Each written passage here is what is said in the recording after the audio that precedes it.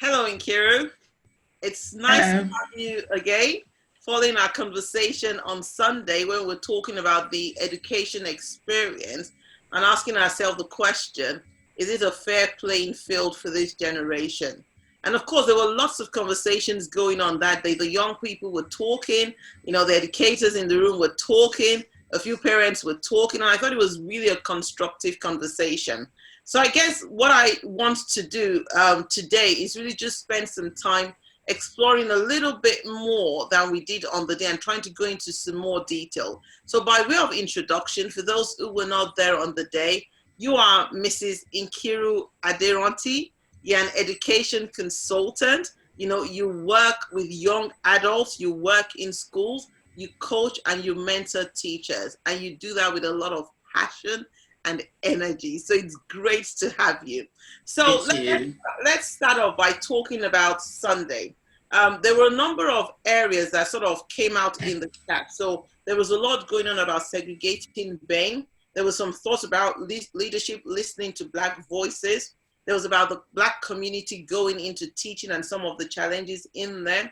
Someone talked about being the change you want to see. I think there was also some talk about role modeling, and visibility in high places, and representation within the education space. And there was some talk about positive discrimination and tokenism.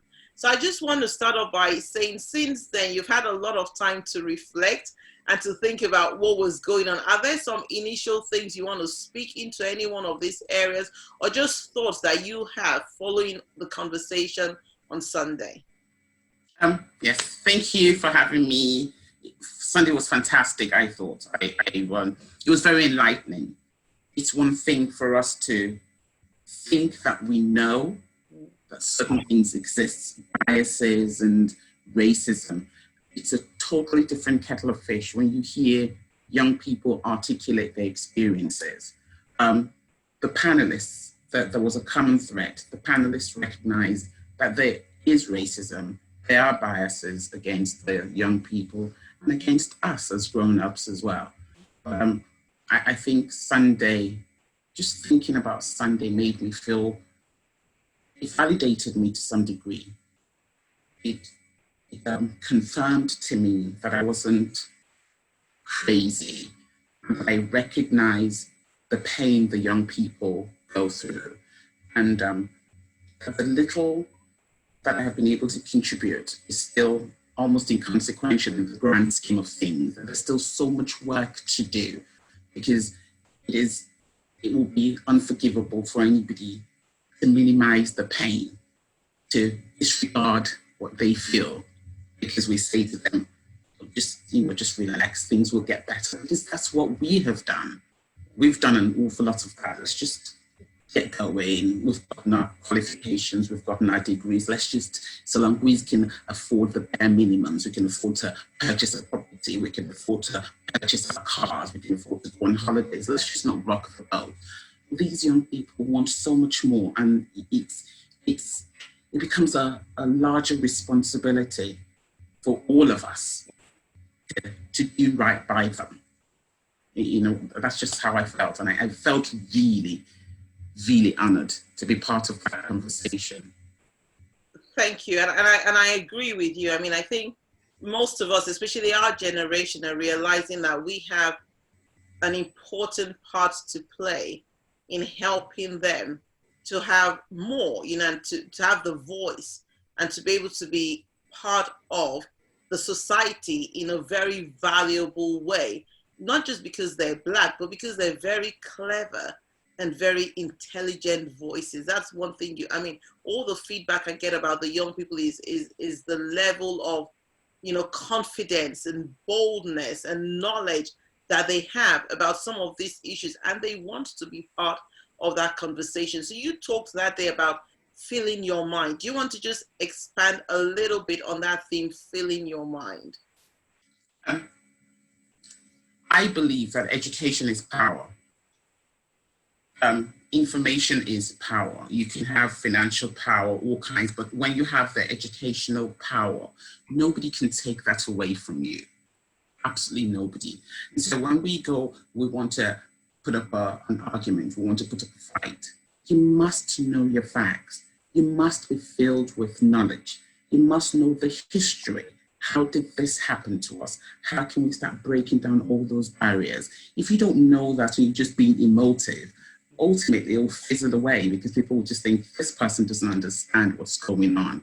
That's why I say fill your mind, read books, listen to people who know what they're talking about as opposed to the conspiracy theorists who are everywhere. You need to listen to people, read history books, find out things about who you are, where your culture comes from, what has happened to your race, all of those things, and empower yourselves and then realize, okay, this is how this thing happened over years. So this is how we're going to systematically dismantle those things. It's like I keep saying, don't come at me with loads of moaning and complaint. If you can't prefer a solution, you have to be able to tell me what you think I can do for you to make your situation better.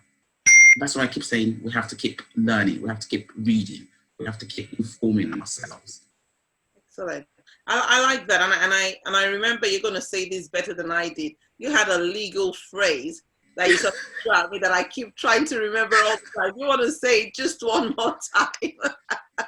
Well, he who seeks equity must come with clean hands. Let me tell you the reason why I'm very passionate about that. I think that if you want to have a conversation with a person who, to all intents and purposes, has a position of authority above you, and you need for them to listen to you and just look at your credentials, then it becomes imperative as a Black person to make sure that you don't have any stains. Because what happens in the society that we're in, there becomes a very clear diversion from what it is that they need to focus on, and they'll focus on the stains. And therefore, you can't get equity. It becomes impossible because that's what they'll focus on. And that's why I keep going on about, please, as much as you can as a young person, make sure that you don't have any kind of criminal record, any kind of taints, hard as it may be, it becomes one of the things that you always need to focus on alongside getting the very best in education, skills, and whatever else it is you're interested in. I think that's brilliant. And you also talked about demanding attention because you deserve to be looked at. And there was a question that came through that was asking me to ask you that how would you encourage Black students and young Black professionals to demand being judged on merit? There's a poem that comes to mind. I can't remember the entirety of it, but he always says, speak your truth quietly and clearly, and listen to others, even the dull and ignorant, they too have their story. Avoid loud and aggressive persons, their vexations to the spirit. What I always remember is speak your truth quietly and clearly. We are in an environment where there's a plethora of stereotypes. If you come into an environment and you are perceived as aggressive and loud, nobody wants to hear the heart behind what you're saying. And so it becomes important that first we need to figure out what it is that we want to say. You know what I mean? And those things are so intolerable in today's day. It becomes important that you can articulate what you want to say. There's always a time to speak and there's a time to keep quiet. When the time to speak arises, make sure that you're prepared to put across everything that you want to say. Do not allow any grown-up to shut you up. And if you feel that it becomes a bit of a battlefield, seek an ally. Seek somebody who will speak on your behalf until you feel that, you know what, there is now an arena for you to speak. And there you speak. So don't ever allow anybody to say to you, because you're young, youth is synonymous with stupidity. No, it's not. You have to ask why, challenge, question authority. Why aren't you listening to me? Is there any reason why you're not listening to me? Because I'm young and I'm Black, so obviously what I'm saying is trivial. Those are things that I figured. That's what I thought about when I said that. They need to demand to be heard. Because if they don't, it just becomes an exercise in futility. And is there a challenge here with tradition? Because obviously, most Black children are taught to be very respectful, and, to listen to those that are older than you, even don't talk back sometimes. I mean, I know raising my children, and my kids will say sometimes, well, you would prefer the teacher over us. And I say, of course, I'll always go and fight for you. That's what I do, But there's a part of our culture, especially from the Black community and African community, where it's very much about respect, So those children have that tension between trying to respect, but also trying to get their voice across without, like you say, being seen to be aggressive. Because one of the stereotypes we've heard, maybe not so much in this session, but on the first session we did on Black Lives Matter, is that, people feel threatened because Black people are perceived to be aggressive, So I could be talking quite emphatically and it's perceived as aggressive. Mm-hmm. So how does a young person balance respect, perceptive or perceptions of being aggressive, but at the same time, I have something that I want to say and I believe that I should be listened to? I come from a very similar background to you, where that's what we've been taught. You need to accord respect to whom respect is due. However, it becomes the responsibility of parents, teachers, people in positions of authority to encourage the young people to speak up, that they will be heard. We will listen to them. So long as you're not using profanities and you're not being abusive and you show respect, respect has to be earned. You cannot compel me to respect you. You have to earn my respect. And earning respect also comes from you recognizing that I'm human. I might be talking absolute drivel, but grant me audience. Let me, air my drivel.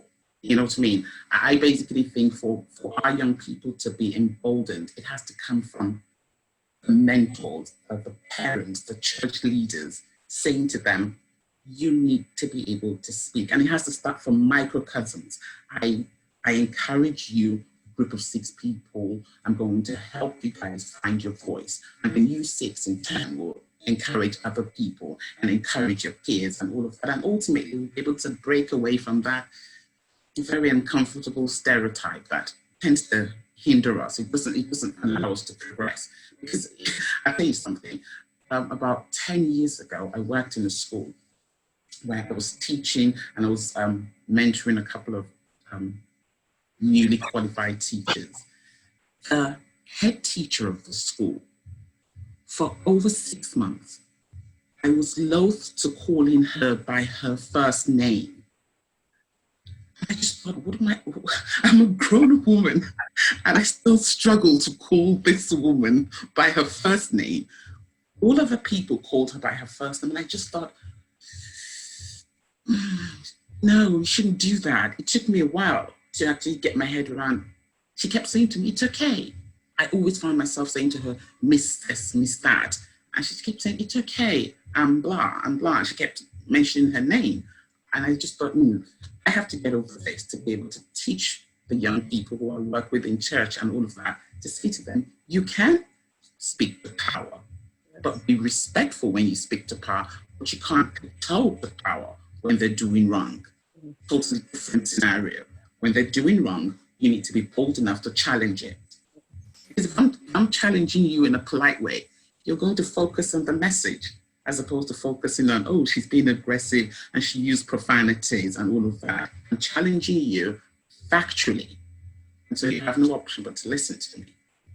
And I like that. I like the factual part of it and the whole thing you talk about filling your mind and doing your own work and knowing exactly what it is you want to say. Because if it's just emotions, it doesn't get anywhere, but it's the facts. It's having that clarity in your mind as to what it is I'm trying to articulate, what I'm trying to express, and what I want to see, and I think challenge is a word that perhaps we haven't used well enough with our young people, and taught them well how to challenge, because that's the only way we get change. If we don't challenge, even the whole topic we're talking about now, if we don't challenge appropriately, then we can't get the sustainable change that we're looking for.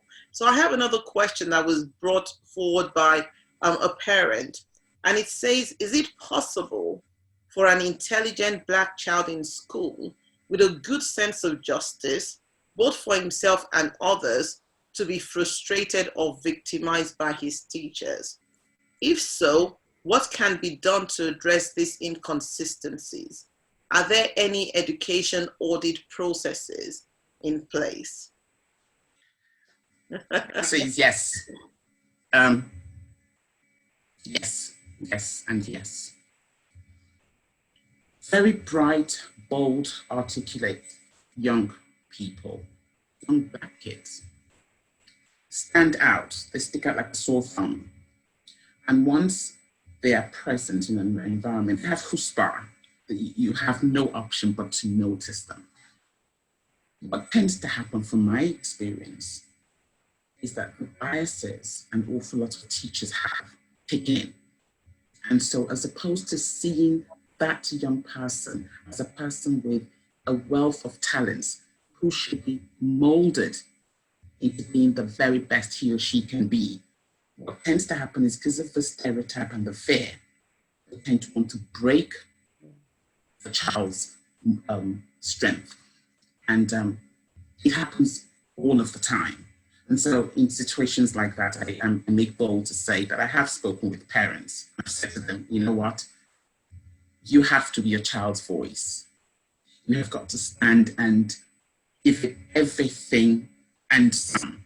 I will be there to support you within my remit. I can't overstep the boundaries. I've got to be professional. But ultimately, you need to be able to see through your child's eyes what he or she is experiencing. Because sometimes you find parents saying things like, oh, what did you do? I said, I'm sorry, but when you say those kind of things, you're essentially saying to the child that his or her experience is nonsense and they're blowing things out of proportion. I've seen these things happen, and I know that the stereotype hampers a lot of students. Their characters, the strength. We have natural born leaders. I make bold to say, yes, I do recognize that we are very bold, people. You find those young kids, particularly the boys, when they walk with their swagger and stuff, you just see the makings of kings, you see the makings of leaders. And so you just think, how dare you tend to want to break this person's spirit? With the audits, those, I've got to be very careful the way I put things. For all intents and purposes, audits exist.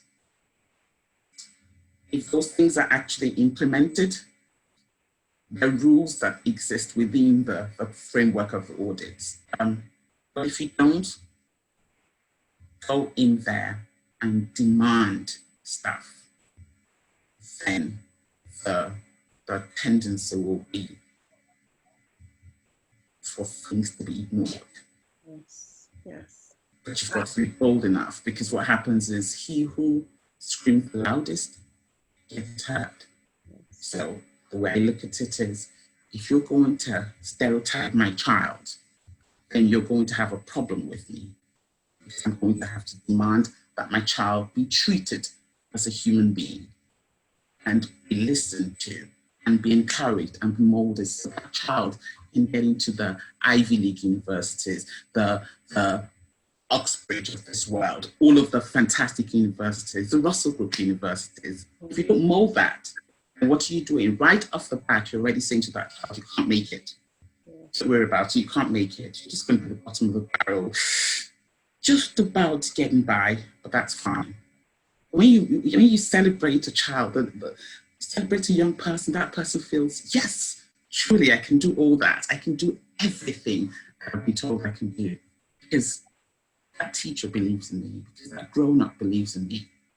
Yes, I think that is so powerful, and most people will remember their good teachers, and you talk about them forever, don't you? You talk about that good science, or that good maths, or that good English teacher that you had, whether it was in primary school or secondary school, shape things for you. And I love the voice of the parent, my kids think I'm feisty, because I am feisty, I will be there, go have the conversations, you know, and sometimes they don't even want to tell me everything because they know she's coming into school the next morning to have a but we have to do that, you know, because they're young, you know, they're young, and some of these issues, unfortunately, you don't want them to be dealing with it at their young ages. You know, you just want them to see the world differently, but that's the reality of the world. So they need us to be there for them, you know, in that corner and helping them to have a loud voice where perhaps they're not going to have it. And you mentioned universities, and you mentioned Russell Group, and you mentioned all of that Ivy League. So I'm going to ask you my next question here, because this one is one that really, really, you know, bugs me. And it was when we were doing the research for this, and one of the statistics we took was around Black children going to low tariff providers. And it says that 44.1% of Black entrants went to low tariff providers, whereas only 3.1%, I think it is, or 3.8% of Black entrants went to high tariff providers.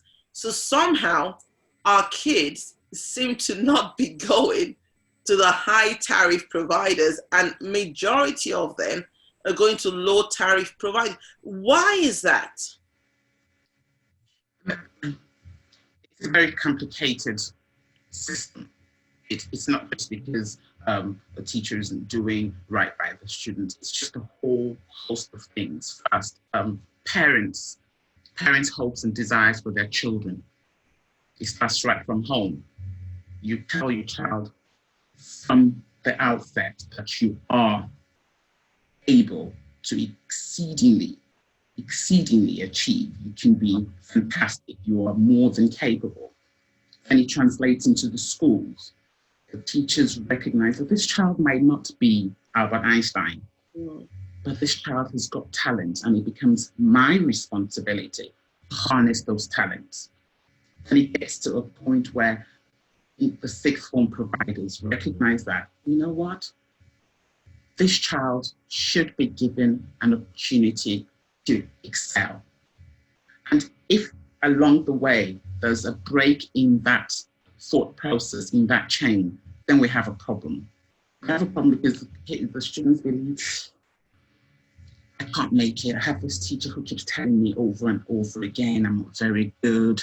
And then my mom is trying to tell me that I'm good. She'll say that because she's my mom, but that teacher sees me literally 7 hours a day. So that teacher must know something about me that I don't know about myself. Yes. And so we already have the defeat is already there. And so we're working against the lack of self-worth, the lack of self-belief. And then we have church leaders who have to be able to say to the students as well, and the young people, that you're able to do this. Don't worry about this. We'll help you, we'll support you. So I truly believe it takes a community to get these children to recognize that you are more than the myopic vision that these other people have for you.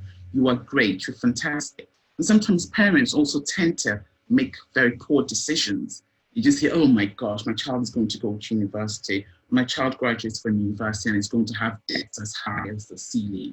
And so let's just not get you in there. It's just going to be too much palaver. Just go to some mediocre. Not to say that those universities, the low tariff universities, are mediocre. They're not.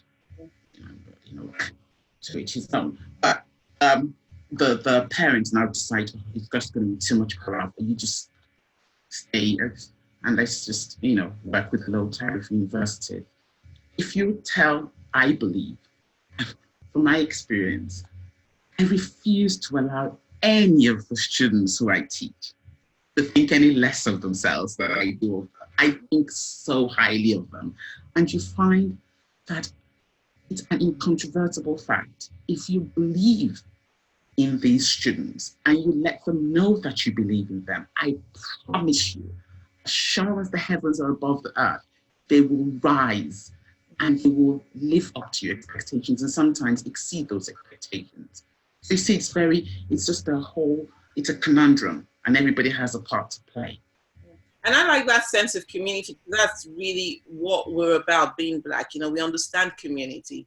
we get the aunties and the uncles and the church leaders and, you know, the mentors and you know, all of that community. We get that. And I think for me, that places a responsibility on all of us to look out for one another, you know, to look out for the child down the road, the child in the school, you know, not just to just think about ourselves, but think community. I could be a voice into somebody's life, and I could be a voice into a child's life, and I don't need to even know the child so well, because it may just be something I say at the school gate to say, gosh, you know, you have great potential, and that child just takes it because it's not the parent's voice, it's just somebody who saw me and just believed that I have great potential. I mean, it could be as simple as that. So I think for me, I feel challenged, and I hope the community listening feels challenged, that we have a role in sort of being voices, you know, good voices, spotting potential, voices that will speak encouraging words into the life of our young ones to change some of the dynamics, you know, because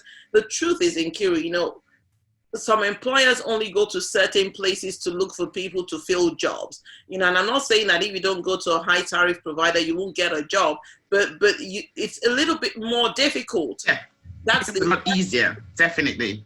You know, it's not that you won't, you will, because we you know, we find ways. I mean, one of the things we have as a community, we're very resilient, you know, we find ways, you know, we find a way to get through, but it's just that the way the society is, and we're talking about a fair playing field and equity across the board, you know, that's what we're trying to strive for.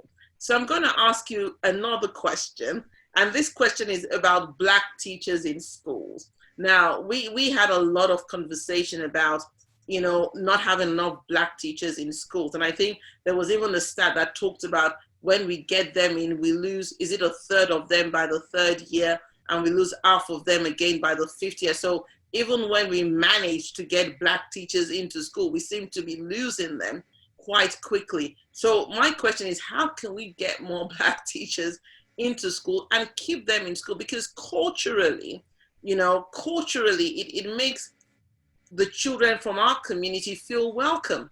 There's a connection that they feel, oh, okay, you know, I mean, my kids went to schools where they were the only Black in, you know, in the mass of white faces, teachers and pupils. I mean, we were talking about it the other day, we could only remember one Black teacher, you know what I mean? So how can we get more Black teachers into our schools and retain them within the school system?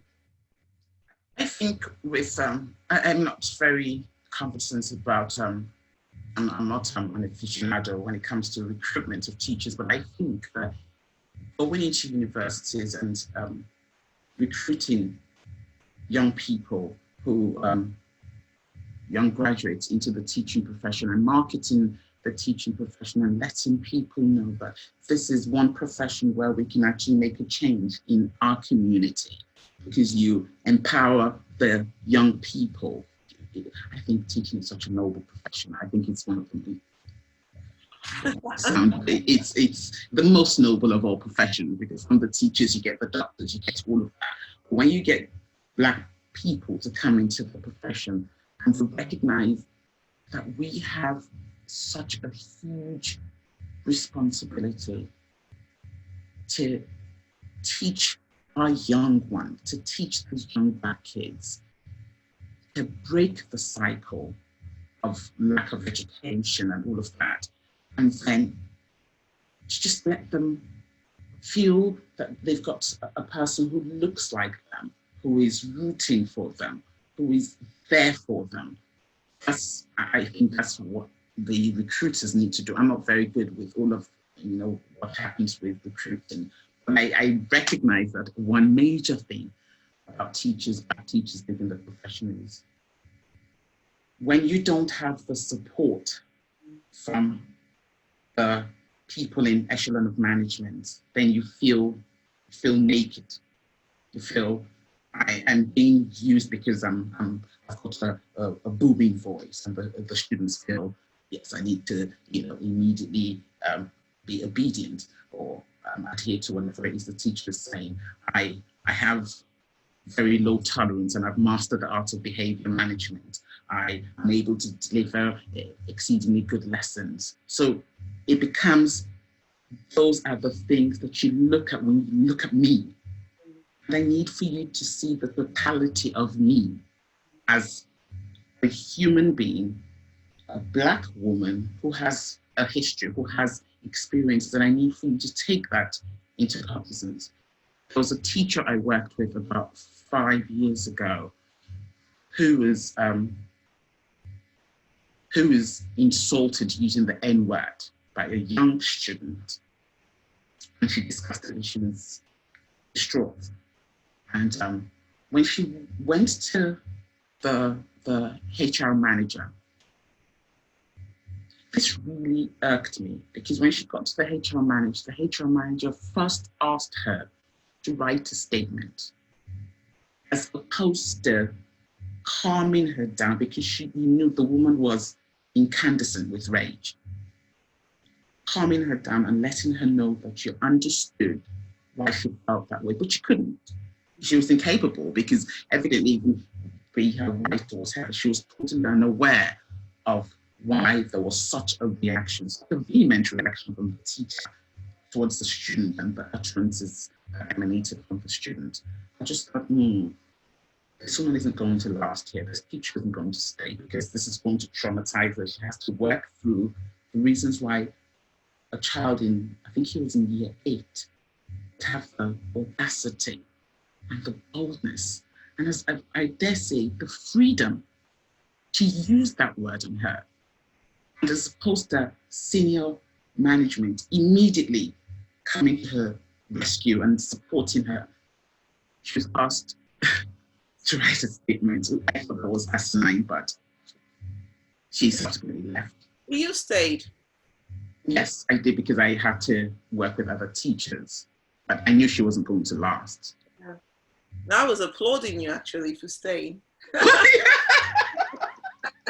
Yes, I felt very, very upset. But when I am very upset, I tend to process my thoughts, and I'm very calm, and I articulate what I need to say, and I try to encourage other teachers to do that, because the minute you start getting very hot and bothered, you lose your audience, and then every emotion that you have becomes, belittled.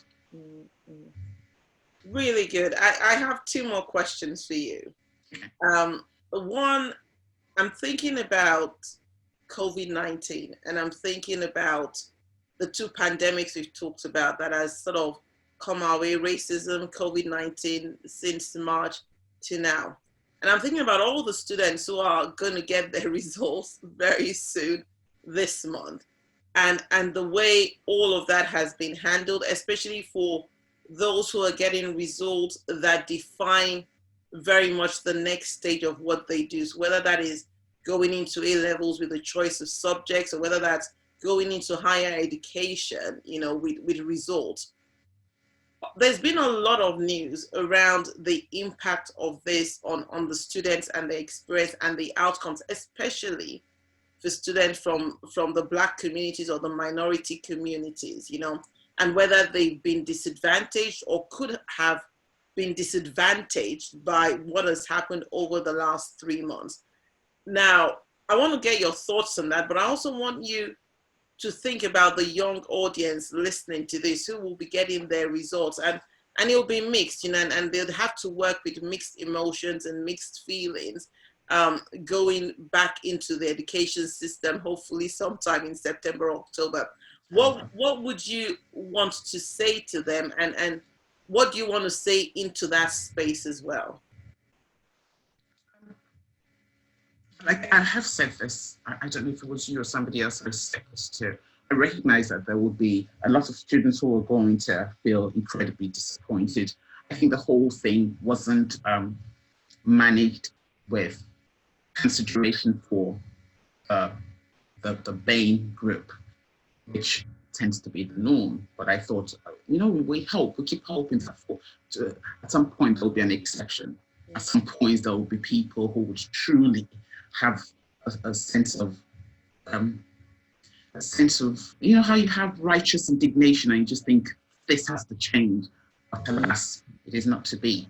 They have done it the way they've chosen to do it. A lot of people are working based on predicted grades that were put into some phenomenal machine and it's going to generate grades for them. It's going to be a mixed bag, where there can be people who are going to get good grades and people who mightn't necessarily get good grades. It would have been a different ball game if the students were allowed to sit their exams. I truly believe that the results would have been totally different, because like I said in the past, parents tend to run around and give their students support, their kids support before the exams. So I know how many parents have called me to provide their students with their kids with private tuition and all of that. We tend to do those things because we just need for them to, fine tune their learning, master the art of answering questions, understand what a question demands of you and all of that. And just those little tweaks here and there get the students to excel. What I would say, based on the results are going to be out on the 13th of August, and I think the GCSEs are just a tad later. That if the results are very disappointing, this is where our resilience kicks in. This is where parents are going to have to be resilient for their children as well. This is where parents are going to have to search and make use of the internet and seek out people who know and find out, ask advice. What can my child do? Where can my child go? They should not settle for mediocrity. If your child wanted to go to a fantastic university to study medicine and wasn't able to get the grade, get advice, convey, defer it. Do not allow your child to all of a sudden go and study a course that I don't want to mention any course because I've got to be very politically correct here, a course that is not what the child wanted to pursue. So in the year before they go to university, if they choose to defer, which I would suggest that they do, they seek employment, do something, work in a motherless home, go and do some charity work, because all of those things stand you in good stead when you're going to go in the next year. These are strategic things that parents need to find out. It's not good enough for you to say, oh, you can get the good grade, therefore, whatever university is for you to go. Because what you're doing is, we're essentially perpetrating the same thing. We're going to get kids, graduates who are very dissatisfied because that's not what they wanted to study. And we look for somebody to blame. This isn't about blaming people any longer, because we've blamed people for centuries and it has gotten us nowhere. It's time for us to take matters into our own hands. I'm not talking about getting violent or anything, but work with what we have. We have a wealth of information. We have a wealth of resources. We have people who know. We have people who we can ask things out, find out things, make right decisions for ourselves and for our children. And for those who get the good results and are going to go into university, it's going to be a different experience.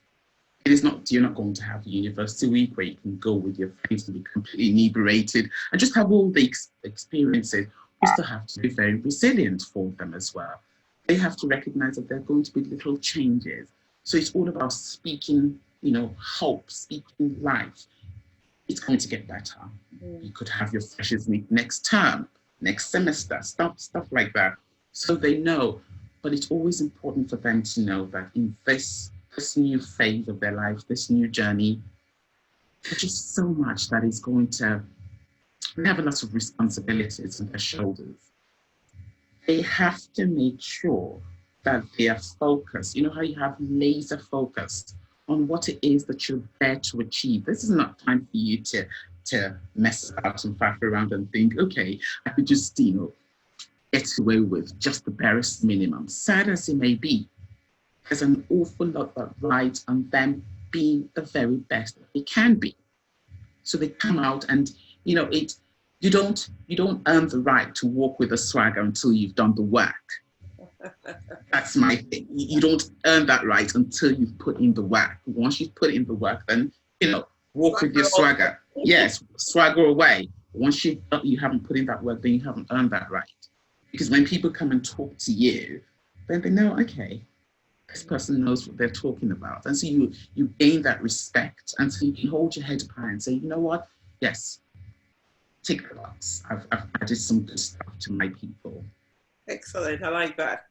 Okay, I know I could keep asking you one question after the other, and I need to find a way to sort of close this. So I'm going to close it with this final question. And I think you've sort of really addressed some of it in the conversation we've been having, because you've talked a lot to parents. That's what I really like.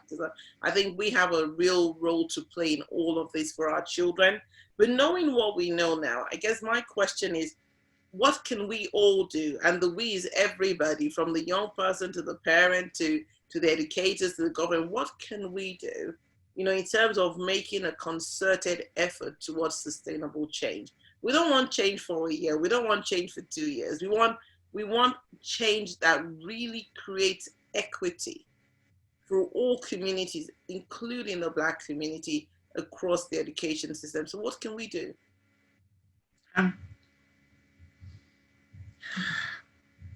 All of us have to re-educate ourselves. All of us. Black, white, everybody. We really have to re-educate ourselves, because we can't.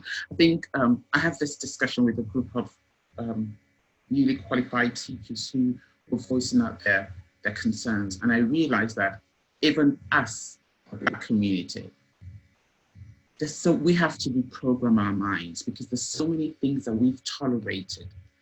And it becomes very difficult for you to turn around now and say to the same people who you've had the proverbial banter with, and say, no, don't talk to me like that, because I don't accept it. I think everybody, and even the people who don't fall into the category of the BAME, also have to be educated. They need to recognize what we've gone through and the reasons why we feel the way we do, and don't invalidate my feelings. Don't minimize how I feel. And I don't have to explain to you why the terms that you use are unacceptable. I don't have to explain those things to you. It's your responsibility to find out why the terms that you use to describe me are unacceptable. I have never seen anywhere where I have to explain to you that use of a profanity is unacceptable. So why would I have to explain to you that the use of a term that bases me and everything that I stand for is unacceptable? And then the parents really need to be educated about what is going on, how young people feel, and our roles in their lives and in society at large. People who hold positions of responsibility, church leaders, teachers, community leaders, they all need to start being bold enough to have little groups where they can talk to parents, find out what it is they're thinking, start that little process of disabusing their minds, creating that paradigm shift. So we know that we are in this for the long haul. We didn't get to this place overnight. It's taken over 100 years, and it isn't going to change overnight. And then I think lastly, it's got to be the powers that be, the government. So they recognize that in all of the policies that they make, it is incumbent upon them to recognize that, you know what, these people deserve to be treated equally. I'll give you an example. This is just me digressing a bit. I did some study and I realized that there are about 15 schools in this area where there isn't a singular Black person in senior leadership. Not a singular Black person. I just asked myself, how does that work? How does that operate? I know so many people in middle leadership who are phenomenal at what they do. But in middle leadership, you don't make rules. You are there to carry out the rules and to make sure that your people you supervise carry out the rules and teach and all of that. But the people who make the decisions concerning the entire group of students in the school, there isn't any face that the Black kids in that school can look at and see, oh, I see somebody like me. I just think, where is the understanding of diversity? Where are we just, these are all talking gestures, we just say these things, oh yes, I'm very diverse. Start things like celebrating Black History Month. Those are the things that need to be embedded in the policies. We celebrate LGBTQ. We celebrate, and that is a group that has been treated as a minority for years, which has been totally unacceptable. But you know what? We celebrate it now. So why is it difficult for Black History Month to be celebrated? We're a group that has been, trampled upon for years. Now we want to celebrate Black History Month because I believe that just that singular act will inform even the non-Blacks about the contributions of Blacks to the entire world. And that in itself will gradually change the paradigm. People start to think differently, as opposed to looking at a Black person as less than a human being. Just actually look and think, oh my goodness, so actually people like you did things that make my life so much easier. Gosh, that is fantastic. So I think it's just changes we have to educate ourselves. The government have to create policies, diversity, and, be bold enough to say, this must happen. We must, just the same way Barack Obama did the affirmative action, this must happen. It doesn't matter if you think there's a platitude, let's start it. Let's get somebody in there, a person who's qualified, and then let's see what happens. If that person fails, then we say, okay, it didn't work, but let's do it the first time. It hasn't been done. So you can't tell me that something is going to fail when you haven't tried it out. Get the people, the Black people, in positions of authority where they can make changes that affect a group of Black people. And then we know that there's, some sort of progression happening. Now, we're still, on the periphery, but we'll get there. I live in hope. I think so. And I think for me, also the young people listening to this also wanting to aspire to be in those positions. You know what I mean? Because hopefully by the time they get there, by God's grace, we've sort of opened some pathways, for them to fill those places and be part of those conversations. And I have always said to my young Black people, be bold. Yes, be a pioneer, be the first one, and then bring every other person along. But don't ever look and say, I can't because there's nobody like me. Think, okay, I am going to be there and I'm going to represent people that look like me so that many more can see me and I come in. So I agree a lot with what you're saying. So I just want to say thank you, Nkiru. It's very welcome. Lovely having this conversation with you.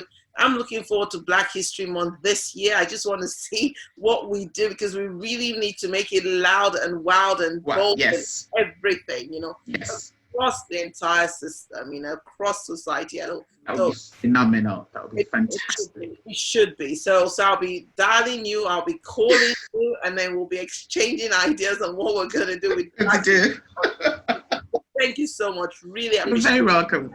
Thank you. Extremely beneficial. Thank you very much. Thank you. Take care.